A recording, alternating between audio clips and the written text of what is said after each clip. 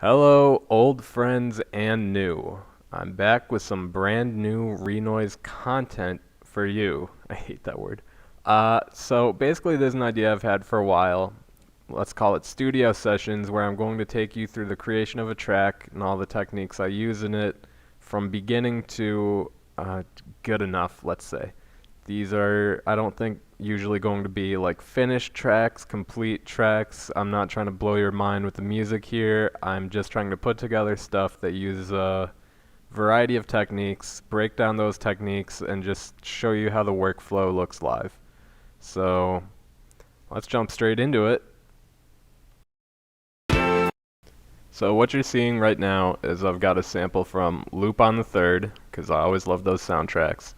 And what I'm doing is just looking for the 0 point or close enough where I can cut this little sample I want to use out of the larger song.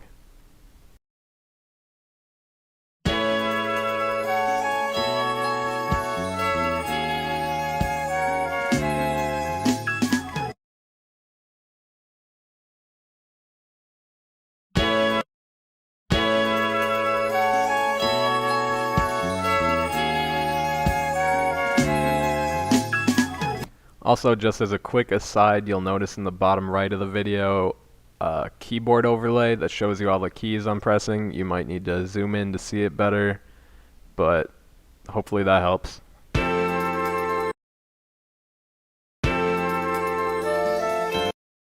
Up at the top, I'm setting the lines per beat and the BPM, which I didn't do quite yet.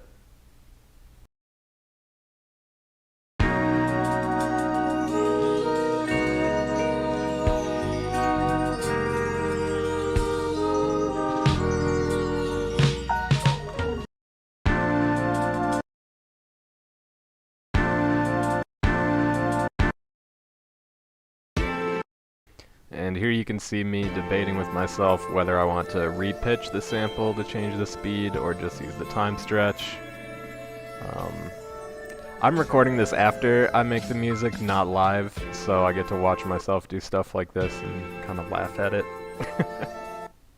And the benefit for you guys is that I get to speed through stuff like this where I'm just messing with the BPM for way too long. So let's fast forward through it. You get the idea.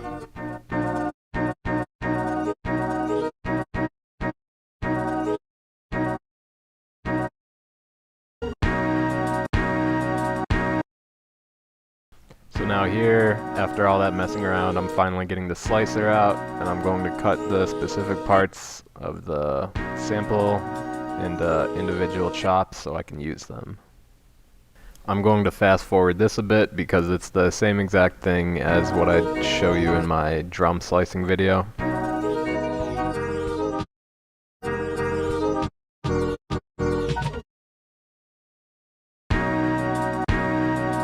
And this is where I start getting the ideas for what I'm actually going to do with the sample.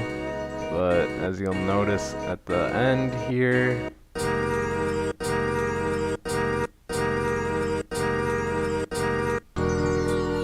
that last sample just does not quite hit right, so gotta go back and fix that.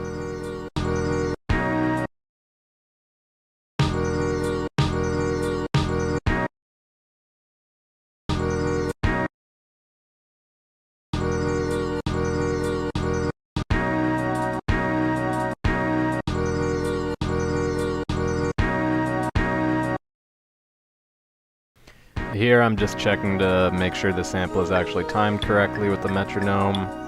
Sometimes you've got to go back and jiggle it manually, but this turned out fine.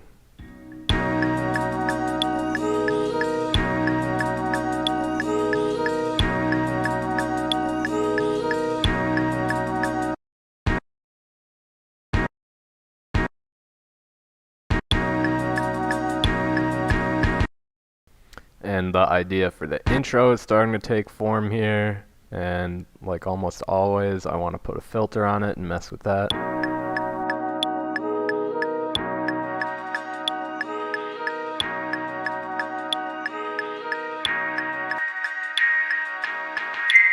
Ow.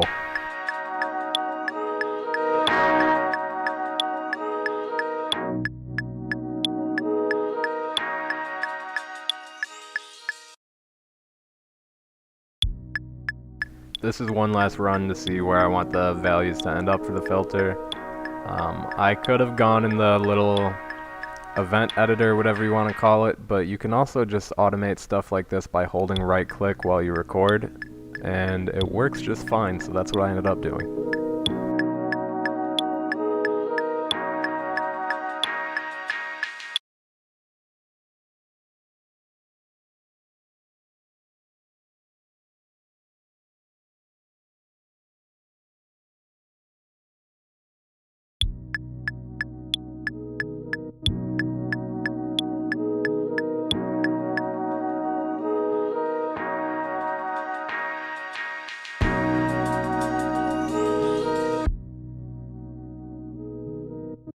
Now it's time for some good old-fashioned sample digging, looking for my breaks.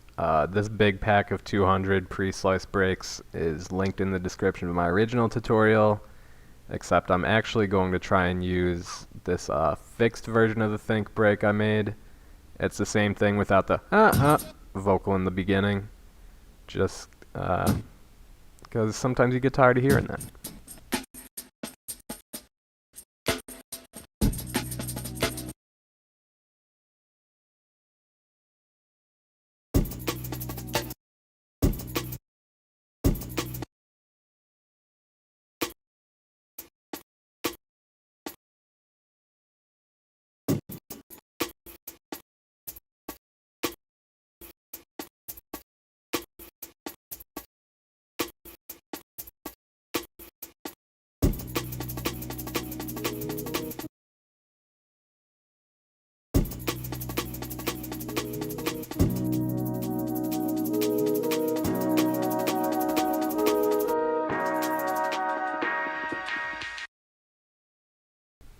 So I've put another filter on these drums because I want that little effect for this intro bit.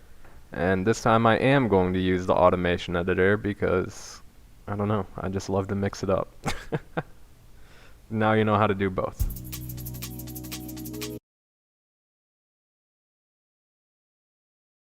And by right-clicking the little on-off buttons in the top left of the plugins, I'm just setting them to turn on at the beginning of the song and then turn off when I don't need them anymore. Also make sure you save. Always be saving.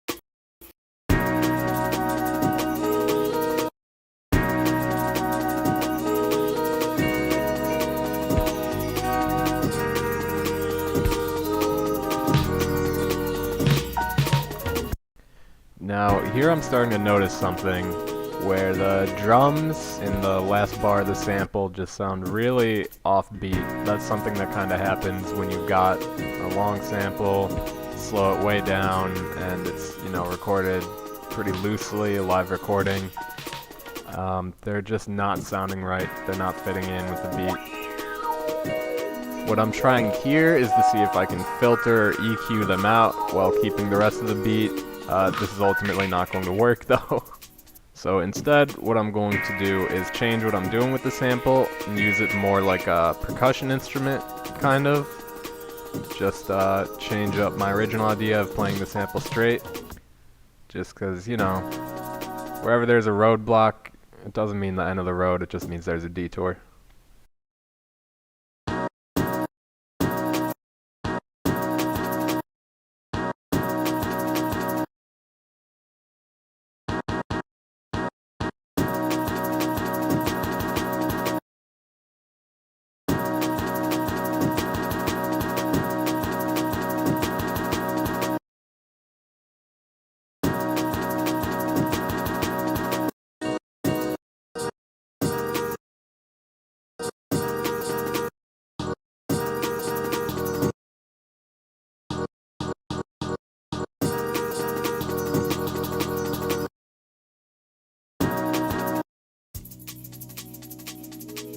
And here I'm going to add some reverb onto the drums so that it seems like they're fading in from far away, kind of.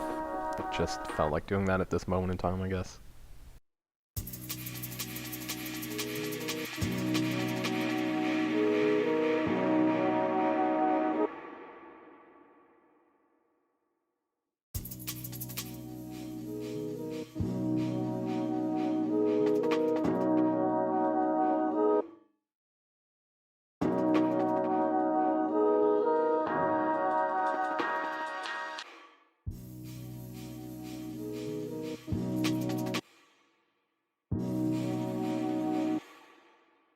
So I'm starting with 100% wet mix of the reverb, 0% dry.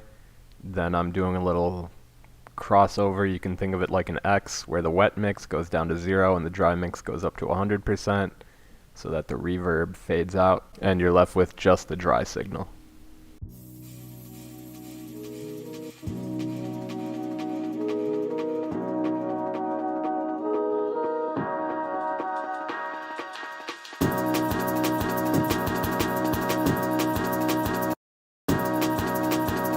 And here I guess I felt like the pattern of the sample edits was a little too much, so I'm just simplifying it a bit.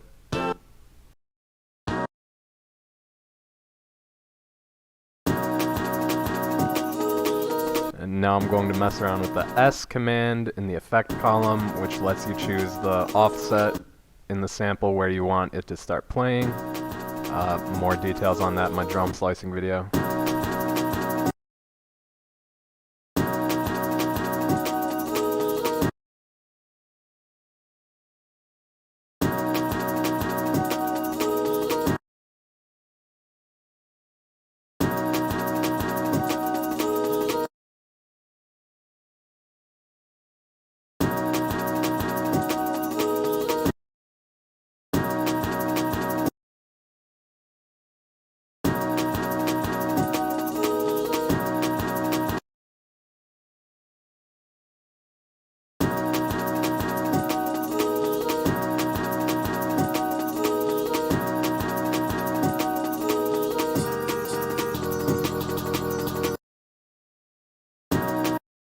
And now this started out as just a jungle idea, but I ended up deciding I wanted to bring some kind of footwork or maybe just trap element into it.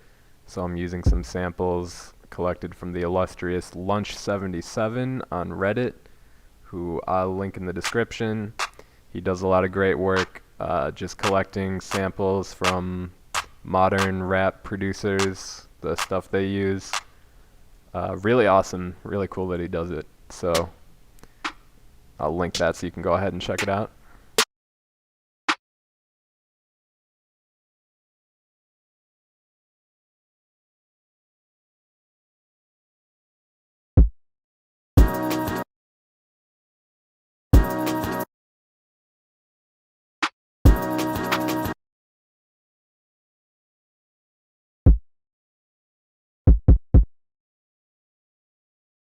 And since the snare drum is always going to be in the same place on the 3 of every bar, or 2 and 4 if you're counting it in halftime, I'm just going to drag it down so that I don't have to write it in every time and then do all the kick placement manually instead.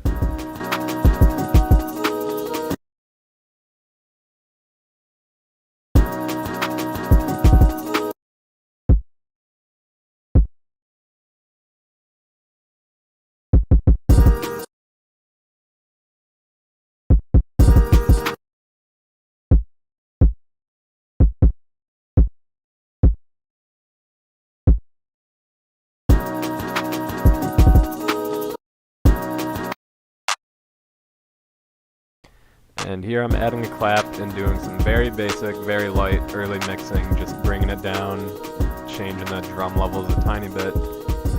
And I'm going to mess with the offset over there, which is under the volume meter. You can set a specific amount of milliseconds you want something to come in either early or late, just for a nice little variation in the sound without having to do it in the pattern editor, so that's what I'm doing.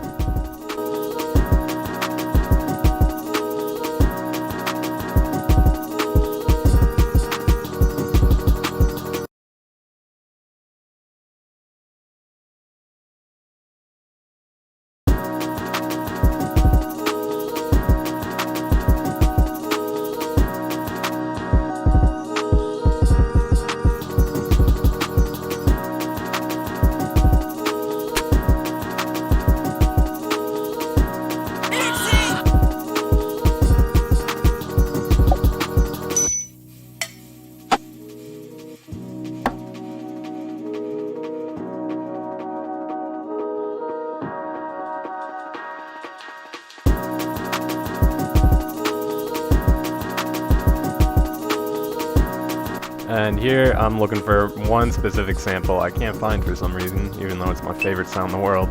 So just give it a second.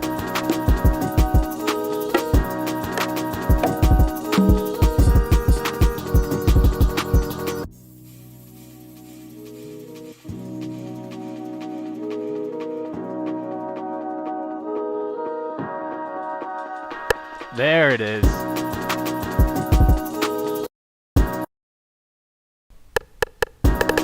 I don't know what it is, just the 808 rim shot. I love it so much. I'll never get tired of it. I don't know why.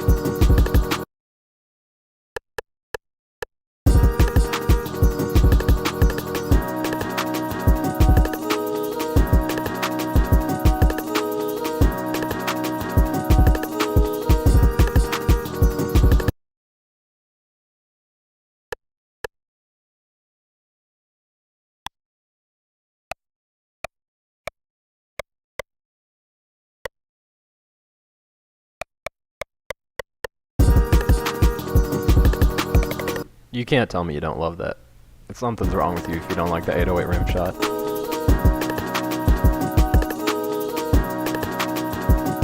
And here I am naming my tracks, which I should always do. I very rarely do it, but I'm trying to be better about it, so I'm doing it here while I've got it looping, just listening and seeing how I like it.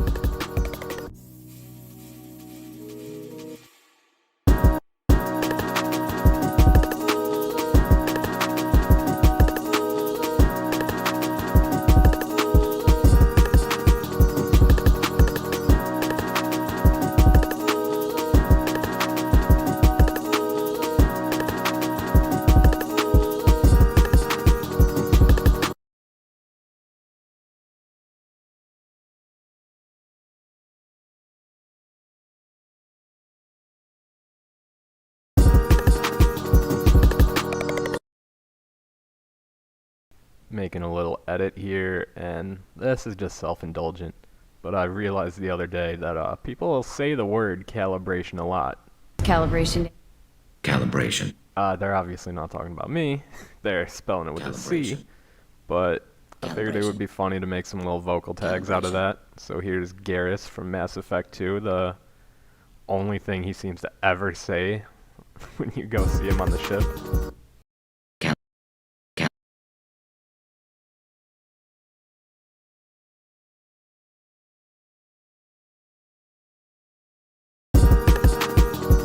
So why not just put a little delay on it?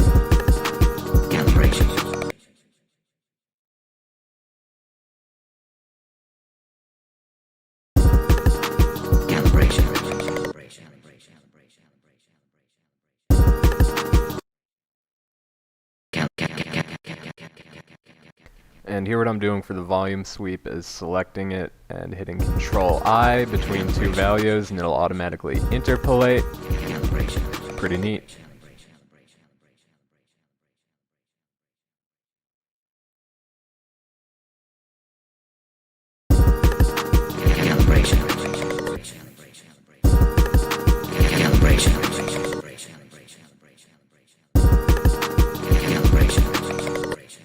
Alright, that's really enough of that.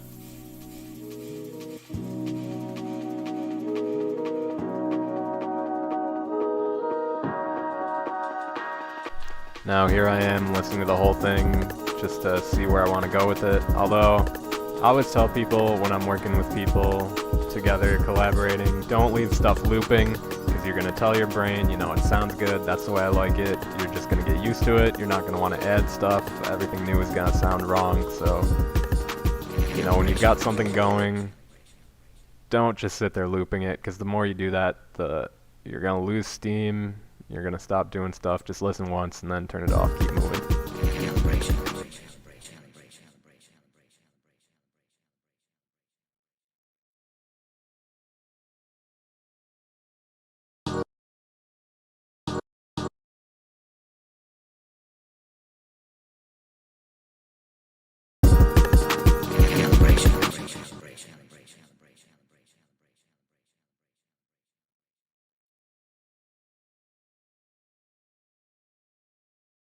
And now it's time to make this into some actual footwork with those good old dotted eighth note fake triplets that I love so much.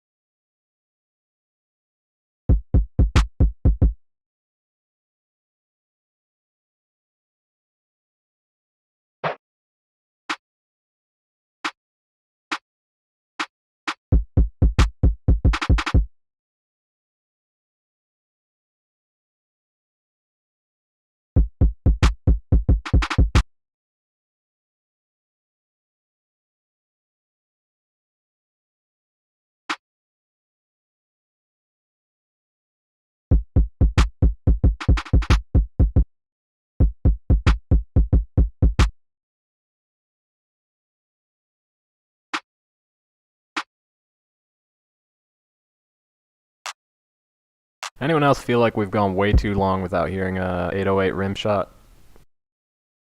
Because I do. That was almost 2 minutes, man. That's way too long.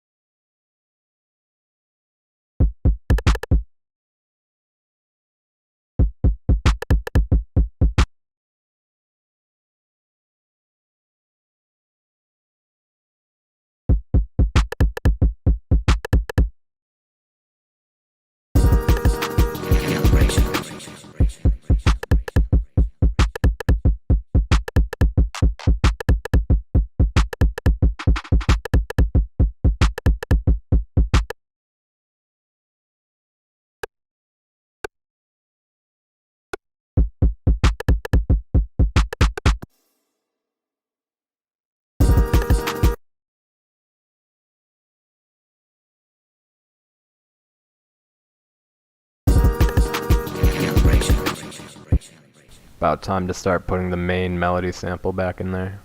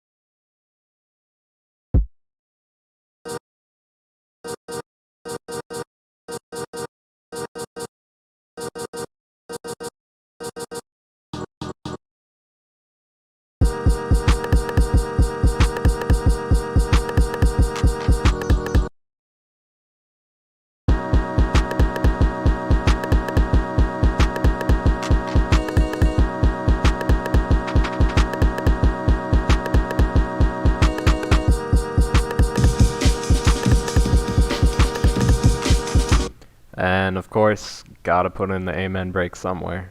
Well, you really don't have to. There's plenty of occasions where you shouldn't, but I felt like it, so I'm doing it.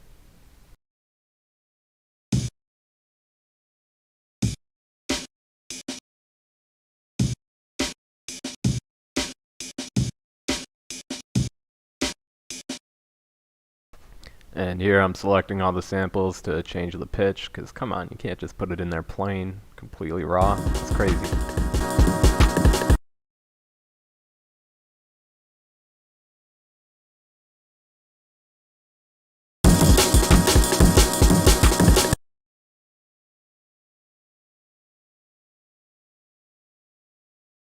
And for some reason here, I listened through it and decided, oh, I should change the BPM right now. So I'm gonna fast forward through that whole mess and spare you me readjusting the sample and stuff. I don't know why I did this.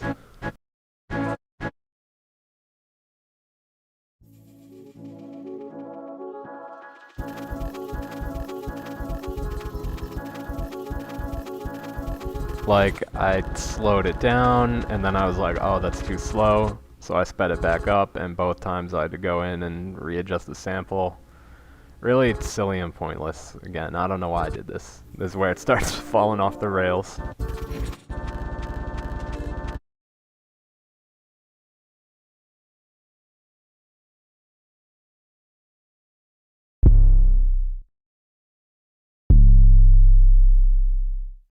Here's where I decide I'd like to use a 808 bassline, again provided by Lunch77, he's awesome. And I usually, when I'm writing these bass lines, I start by playing them up way higher than they're going to be in the song, because it's easier to tell if they're pitched properly in key that way. Again, like I said, this falls off the rails here. That did not quite work.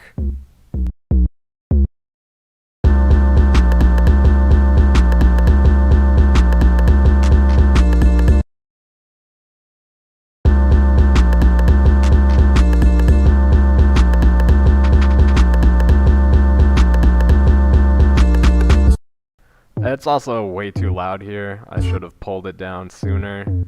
But as a rule of thumb, whenever you're working with any kind of pure sine wave bass frequencies thing like this, it's almost always too loud, especially when you get it in like testing on a car speaker or some real nice subwoofers. You discover that like, oh my god, the bass is way higher than it has any right to be, even when it's like kind of quiet on some normal monitors or something.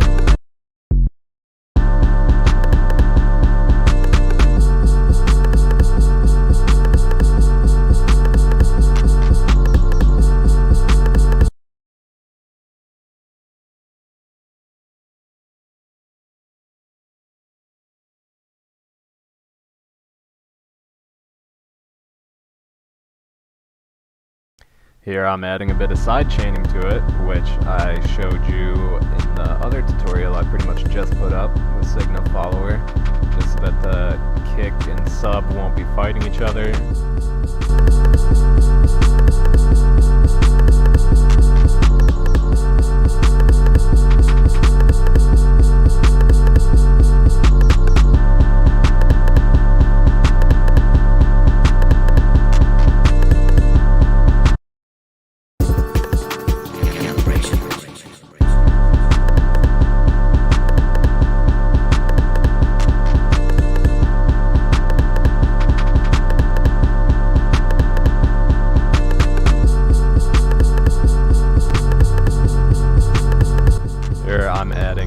Bass by Waves to give it a nice clean boost in the low end that it really doesn't need, but you know, this is 30 minutes straight, maybe 40 I've been working, and take breaks so you don't do stupid things. And I think that's ultimately where I'm gonna cut this video. Wasn't super inspired working on this beat, didn't do much beyond that, so just let me know what you guys think of this, if this format was useful to you, if there's anything I didn't explain that you want explained, what you'd like to see in the future. Hopefully you got something out of it, or maybe you just left it on for background noise. I do that with YouTube all the time. Either way, I hope this wasn't the worst use of 30 minutes in your life. Thanks for watching. If you want to see more of this stuff and have it come out faster, please consider heading over to my Bandcamp, buying my stuff. I have a Patreon, but I'm really not good at using it yet, so I'm not going to link it. If you find it, you find it. But anyway, that's all I got for this time, but I'm going to be trying to make more videos like this more often, so keep a lookout. If you're not subscribed, go ahead and subscribe. Thank you if you are. Thank you if you're not. Thank you unless you want to beat the shit out of me, in which case, come on over. We'll fight.